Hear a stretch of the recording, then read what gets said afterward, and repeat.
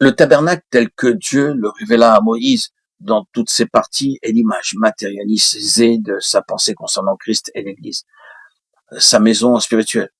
Il est particulièrement saisissant de constater avec quelle autorité Dieu en dicta tous les détails à son serviteur par les répétitions nombreuses du verbe « tu feras ». Ceci montre de toute évidence que jamais le Seigneur n'eut en pensée de laisser la moindre initiative à Moïse quant à la conception de sa demeure. Tout devait être exécuté en conformité avec ce qui avait été révélé. On peut se poser la question, mais pourquoi une telle rigueur de la part de Dieu quant à la réalisation de son habitation? La réponse est certainement dans ce fait que le tabernacle renfermait en lui-même et de façon cachée le grand secret éternel de Dieu touchant son fils et son épouse, et qu'il n'était pas permis à l'homme d'en changer un seul détail, car changer quoi que ce soit correspondrait à modifier quelque chose de la pensée de Dieu. Ainsi, Dieu cachait ce qui était dans son cœur, sachant quel serait le temps où le mystère serait révélé. Ce qui avait été effectif quant à la rigueur dans la construction de son habitation ne le fut pas moins quant aux ordres de marche. Aussi le peuple n'allait-il pas où il voulait, mais il avait observé les mouvements de la nuée.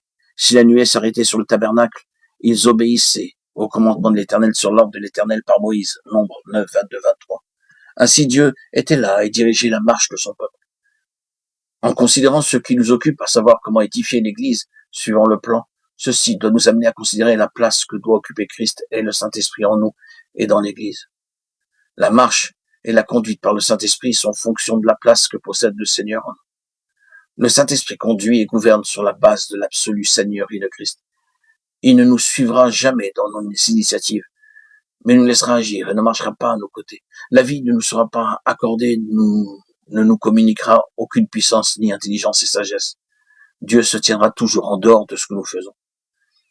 Le Seigneur désire avoir toute liberté de nous conduire. C'est sa joie de nous apprendre. Il est tellement patient et affectueux. Il ne se lasse jamais. Être conduit constitue une loi. Elle implique la mise de côté de notre vie propre et notre volonté crucifiée à la voie de notre raison, de nos intérêts, de nos ambitions, pour ne consulter que celle du Seigneur. Le Seigneur demeura constamment lié au Saint-Esprit. Sa joie était d'écouter ce que disait le Père, afin qu'il soit toujours prêt pour exécuter la pensée et la volonté de Dieu. Ceci est sous-jacent dans Jean 4, 4. Il le fallait en raison du besoin qui devait être satisfait. Il était, nous le voyons, souverainement conduit, et la raison est en relation avec la place centrale du Père. Il était venu pour faire sa volonté et sa volonté seule. Tout son être était intimement fondu avec le Père, le Saint-Esprit le remplissant constamment. Pourquoi? Non pas seulement parce que Jésus était Dieu, car s'il en avait été ainsi, cela n'aurait jamais pu être vrai pour nous. Non, c'était, nous le voyons, en raison de ce qu'il n'avait d'autres préoccupations et intentions que d'être en harmonie et au diapason de sa volonté. La conduite en qui nous concerne repose sur le même principe, vouloir ce qu'il veut. Pour que notre volonté ne fasse pas obstacle à la sienne, mais qu'elle soit dans la sienne. En d'autres termes, notre volonté doit être livrée au Saint-Esprit afin que ce soit lui qui l'utilise et non plus nous pour nos propres fins.